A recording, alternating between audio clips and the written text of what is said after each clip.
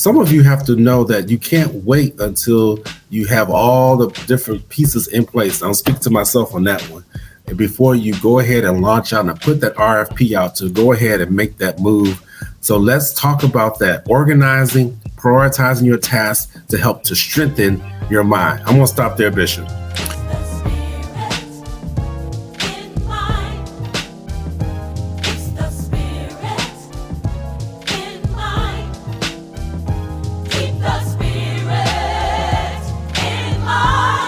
Well, hello and welcome to Spirit in Mind, where we discuss current affairs with faith and mental health perspectives. I'm Bishop Guy Robinson, and it is a blessing to be able to share with you. We certainly hope that you will let someone know that it is time for Spirit in Mind. And Spirit in Mind would not be Spirit in Mind without our colleague and co-host, Dr. Jonathan Shepard. Hello, Dr. Shepard. Hey, and good morning and afternoon to you, Bishop, and to all of our listeners out there. So glad to be with you all today. Yes, we are so grateful that you're with us. And please let someone know again, it's time for Spirit in Mind. Bishop, we continue to have new listeners each and every week. I was even hit up by one of the top recruiters within the Maryland Department of Behavioral Health, really, maybe even further than that, who said that she would be listening on today. So if that is you and you know who you are, Kimberly Cropper, we are so thankful that you're listening. Others who are new listeners, Bishop, literally, I'm hearing from people within churches and throughout the communities who are listening to the show. And so, again, we're so grateful and thankful and continue this train of momentum, I will call it. And you can continue to reach out to us. Bishop C. Guy Robinson is a noted author, professor, and pastor, teacher, and he just completed one of the successful weeks as he is one of the founding curriculum instructors, if I've got that title correct, over at Hampton University for their curriculum on religion. And let me just drop it to him. What's the official title, Bishop? As we are part of, we are blessed. Thank you, Dr. Shepard, to be part of the founding faculty of the new Hampton University School of Religion, serving particularly in the areas of pastoral care and counseling, that kind of thing, and as well as world religions. And so we did craft that course for pastoral care, and look forward to all the exciting things that are going to happen from that. Wonderful, wonderful. So again, Bishop is over at Hampton, and he's also at Morgan State. So you can catch him in Maryland and or Virginia. So isn't that wonderful? And you can also catch him over at the Tabernacle Church on Baltimore Street, and you will be blessed on West Baltimore Street, and you'll be blessed over there. Again, just love lifting up Bishop C. Guy Robinson, CGR Ministries on Instagram, YouTube. Again, he will bless your life as you continue to reach out and read and listen to those sources of information that he draws from. And then you can reach out to me if you're in need of direct care services, drjonathanshepard.com. Go to the website. I do know it's working because that's how some people are finding me. It is so interesting that people are literally searching out, looking, and able to track me down, Bishop. And so it's a good thing when you're able to be trackable, and that means that your reputation, integrity are intact after you look through it. And so I'm thankful for that. So please, if you're in need of direct care services, make sure that you reach out to me within the DMV area, within Maryland and the District of Columbia in particular, where I serve. And so we will greatly help you in those areas. These are some of the ways you can lift us up. Again, our streaming platforms, our streaming audience, you're coming on in. Thank you, and continue to send out your well wishes, feedback, and questions. We've been talking about the dealing with the transitions of life, basically, and there've been various subtopics to that, and dealing with transition in new places, living in the new place, adjusting to the new place, all of those kinds of subtopics about transitions in life. And most recently, we've been using the Key Bridge incident here as a as an example of transitions through tragic experiences. And certainly, we're still remembering those who were lost and the families of those who lost their lives. We were specifically talking about transitions through traumatic events and experiences and the effects of those traumatic moments. And so we're using the bridge 11 weeks ago. Wow. According to reports, it was 11 weeks ago. And now the channel has just been, reopened, but it was an 11-week process, and there's still much work to be done as the last bits of debris were being removed from the from beneath the surface. So we've been using that for all kinds of, for you listeners, psychodynamic metaphors and things that are there, and going beneath the surface to talk about the process that is involved. So 11 weeks and still not done yet. There's still work to be done. In fact, I believe estimates are in the billions for what the repairs will be. Estimated repairs to get back up and have that bridge up and all of that. So Dr. Shepard is going to lead us further in our discussion of this process of recovery. Dr. Shepard. Yes, sir. And thank you, Bishop, for that runaway. And we want to make sure that we lift up those families once again. And I do want to celebrate, just very quick side note, celebrate all those who are graduating this year in 2024, the class of 2024.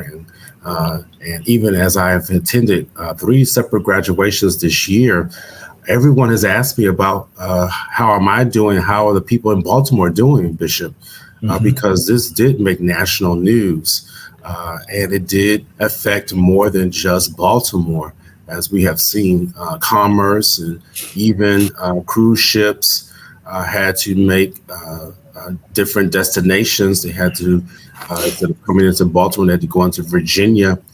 So this has been an effect across the country. And so we want to make sure that we understand that. And even as we solicit the support of the federal government, we've been getting a little bit of pushback. And I know Wes Moore, the governor here in Maryland, and the other federal representatives through the Congress and Senate have really been pushing on Congress to follow through and making sure that we have the support for the bridge. But it's just so interesting that as we continue to look at this backdrop, we talk about the healing process, the strengthening process, and then the stretching process. And that has been our foundation for the last couple of weeks on this. And we really have pulled apart the healing process and the excavating and the removal and allowing the channels to be reopened so that we can send things out and we can receive also. And so today we want to move a little bit further and talk about what that strengthening process looks like. Because now that we have used the 11 weeks to remove most of the debris, and as I can read from the headlines, they removed one of the biggest trusses. The trusses is the support of the bridge. That they were finally able to get to that, which will allow for the removal of most of the debris now, so that even the bigger ships can come through. Now we have to strengthen the process. Isn't that something that once you clear the channel, once you clear your mind, now you got to figure out how to strengthen your mind because you just can't clear it out. And I think, Bishop, so many times we just stop right there and say, well, wow, I'm good, I'm clean. But now we have to strengthen it. We have to figure out what to do. And that's what we're going to leave with you today. We're going to talk about what does it take to strengthen your mind? What does it take to strengthen that new place? And I'm just going to review over just some things from the mental health perspective, if you would, about mind strengthening. You know, there's mind strengthening games. And so some of you all like to play mind games, but we're not talking about those type of mind games, Bishop. We talk about mind strengthening, mind strengthening games, and so mind strengthening games. And it goes right in the flow because we talk about what it takes to be able, now that the channel is clear, we want to make sure how to strengthen it. And I know that even if we go back and forth, that there are now a request out for people who are interested in rebuilding the bridge. Right. And Right. there's certain criteria that you have to now have if you're going to be one of those persons who's going to rebuild the bridge. And so that's so interesting. I'll just say this, Bishop, and then I'll drop it back off to you. Is that during the strengthening process, we have to address certain things. We Hmm. have to address how to be able to organize and prioritize our tasks, which is what they're doing right now as they're rebuilding the bridge. We just can't say, well, we're just going to put up the same type of bridge again. No, Hmm. I've even heard where they're saying that they want to have less. I don't know if it's trusses or I don't have my right. Anybody out there in construction, you can help me with that. But there's something they want to make sure that we don't have this type of accident happen again. So we Right. got to organize. We got to prioritize our tasks. We have to be able to initiate, and then we have to be able to manage our time effectively. I believe, Bishop, we've talked about how it's supposed to be a 4-year process. It might be 4 years, but if anybody out there knows with construction, it could take sometimes double the amount of time that we initially thought because of other things that may come up. But we have to be able to manage our time effectively. These are things that we do to strengthen ourselves. We must be able to regulate our emotions under stress. Again, that's happening right now, even as we see our federal representatives going before Congress. I'm sure it must be a stressful situation for them to be able to have to go to represent. And people say that, well, we don't need that bridge, or really Baltimore is not worth spending that amount of money on. I've been hearing some of those things, and God forbid that that be the case. But you have to learn how to be able to regulate your emotions. You just can't go up in there and go off because you hear something that you don't like the first time. That's a part of strengthening the process. We also talk about being able to sustain motivation and focus. Ooh, that's a big one. Be able to sustain the momentum. Now that we've used those 11 weeks to clear the channel, how do we maintain that momentum? And then communicate effectively. This is the last one. Communication effectively with your peers, with your colleagues. Let them know with the process.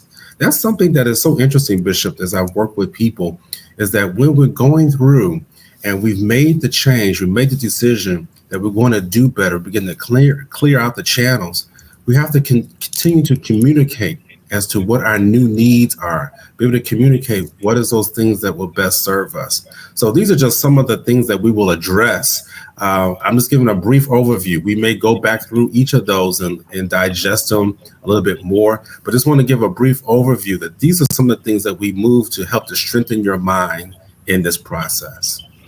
Yes, and that's so very good. Strengthen, sustain momentum, and communicate new needs. We're talking about, again, we talk about current affairs with faith and mental health perspectives. So we're talking about more than of the bridge, literally. But the bridge is a metaphor for any of us who have had major things in our lives to fall apart, to collapse. And so we're talking about, in a sense, rebuilding our lives after a traumatic event. And so we could really stay right there with that Wow. strengthen one, Dr. Shep. We could take them one by one, Mhm. even spiritually. So, this is a psycho spiritual analysis, if you will. So when we're talking about strengthening, it's the idea of, you said something powerful. We may not, rebuilding is not necessarily duplication. Mm. So it may not look exactly like it was. In fact, the models do look different. And Yeah. it is this idea of being open to building back better, if you Right. will. So that speaks of, rebuilding your life in terms of not just resilience, but post traumatic growth. Mhm. So that there's transformational evidence that this has changed me. And so I'm rebuilding, but I'm rebuilding now and considering some things that I want to change. What will I do differently from this point on? What did we learn from this? Because the tragedy and trauma, what are the teachable moments that have transformed the way I see the world? So I can, in a way that helps me grow, not in a negative way, but in a growth oriented way. And so there's opportunity here, and that's something profound. And that's the prayer part. Lord, help me to see the growth opportunities, even in this traumatic or tragic event, as I am now rebuilding my life, help me to come back stronger even.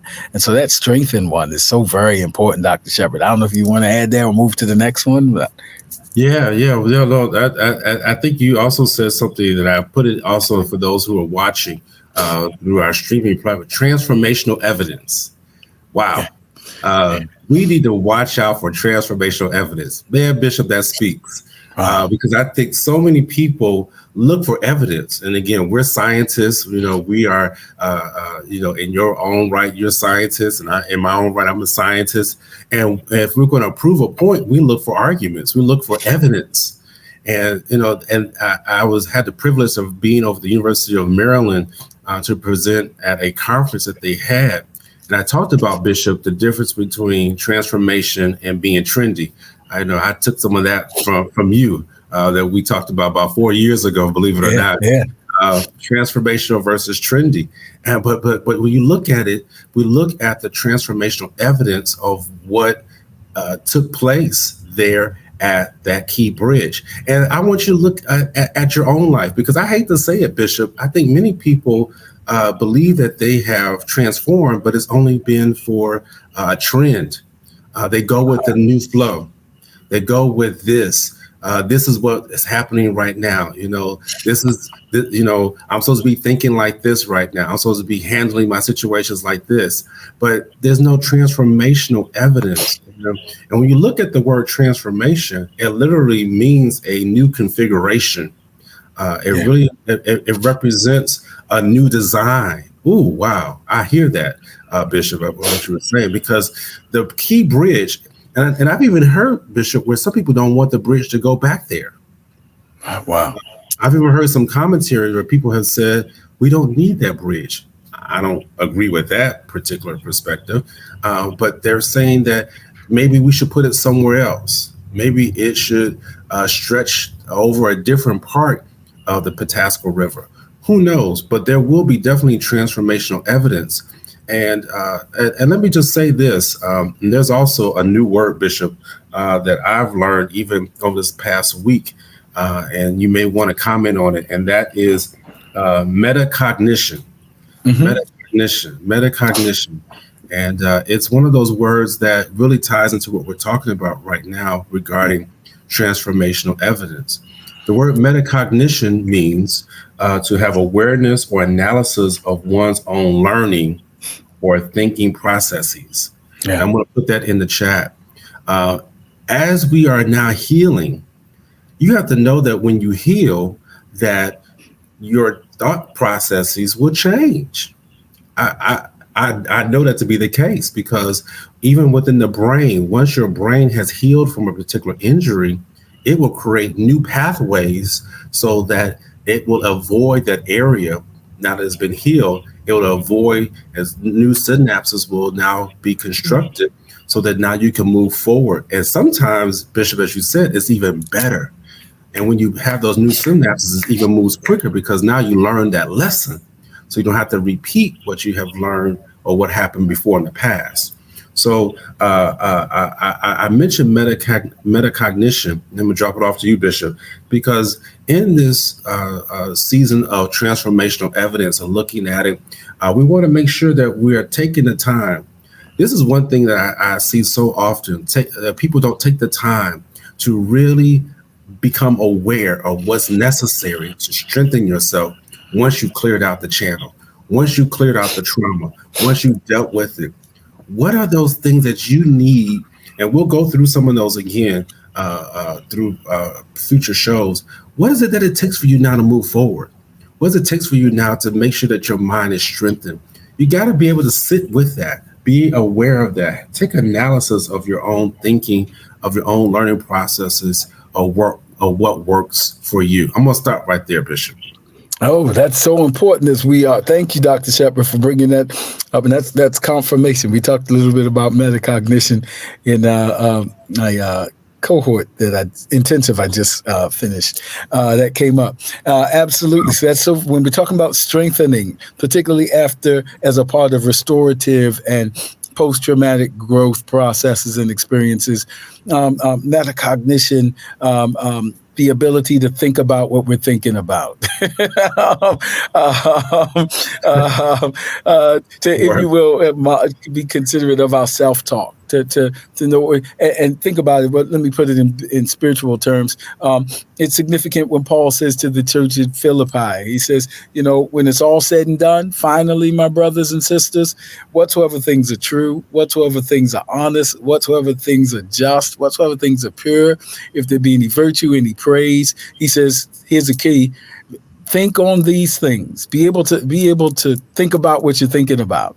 So you can examine, to be able to hear your own core beliefs and self-talk and inner voice, and know when you might be ruminating over something negative, because now we're trying to focus on strengthening.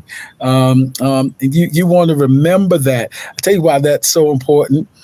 Spiritually, because even Jesus said in Matthew 12 that, when a house has been swept clean, Right. and all the debris has been removed, he said there has to be an intentional strategy. Wow. It's because all that negative energy goes out wandering, trying to figure out where to go, and it'll come back with an even stronger and stubborn spirit. That's right. So you want to make sure you after you've cleaned everything out, that we occupy it with something that will strengthen us to grow to the next level. So even as you are somebody's rebuilding your life, be able to be aware, to have that metacognition, to be aware of what I'm learning and aware of what I'm thinking about at a given moment, so that I can, if you will, arrest or alter certain narratives and core beliefs and things. That's so very important, Dr. Shepard. So that's all. I don't know where we're going from here. You got it. No, well, that's good. That's good. I'm just so glad that this has already been talking about it. I love the confirmation. And one of the things that we're going to do, as I recognize the time, we'll just talk about one of those things, which is organizing and prioritizing tasks.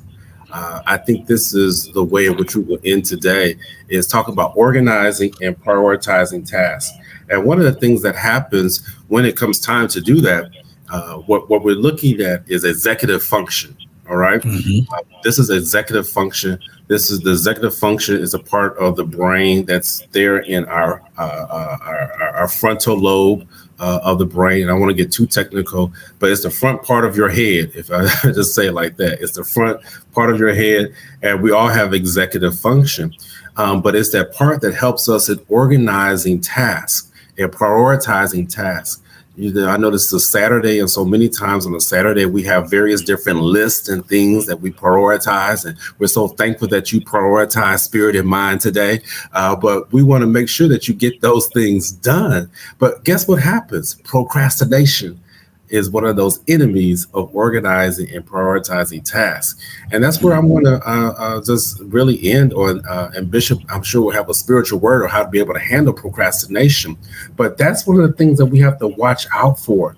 I wrote this down, Bishop, that the enemy comes to disrupt and the repair with, number one, procrastination. And I said to myself, I said, the enemy could be me.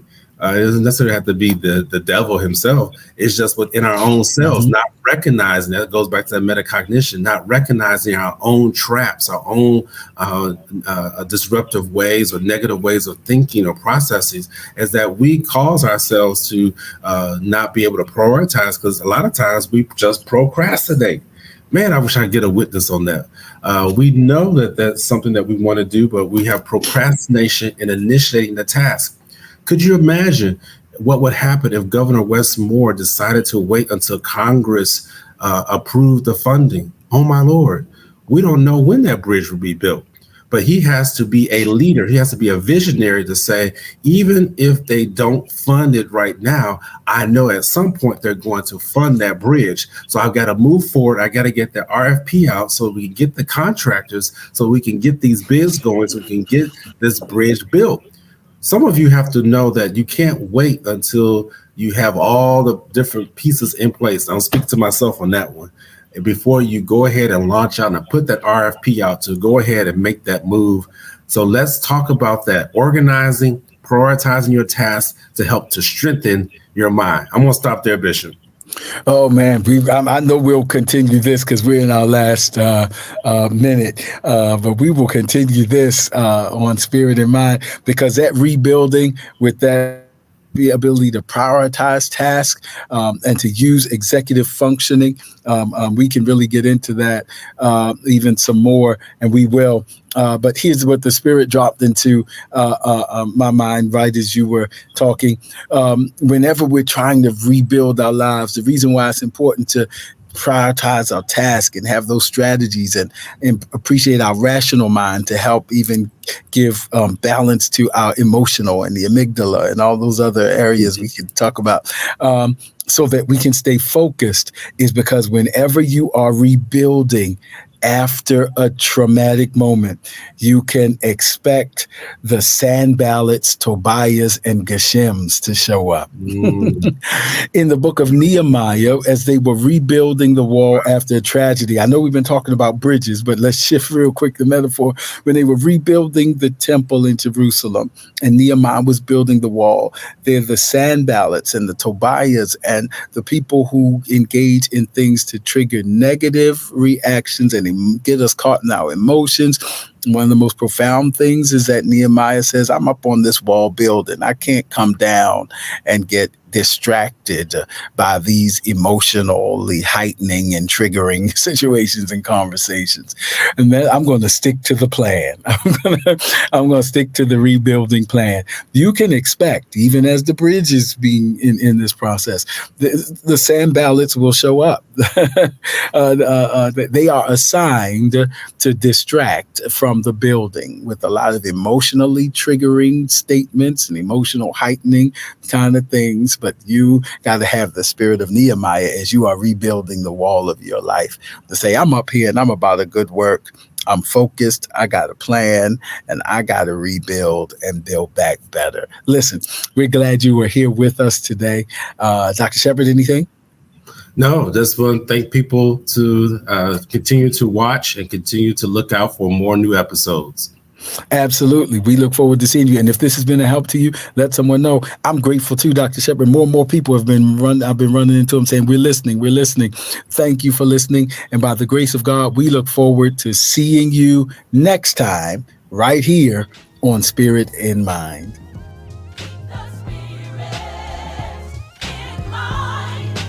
Don't forget to follow us on social media. We're on Facebook at Spirit in Mind. And we're also on Instagram at Spirit in Mind Live. Join us next time for a new episode of Spirit in Mind.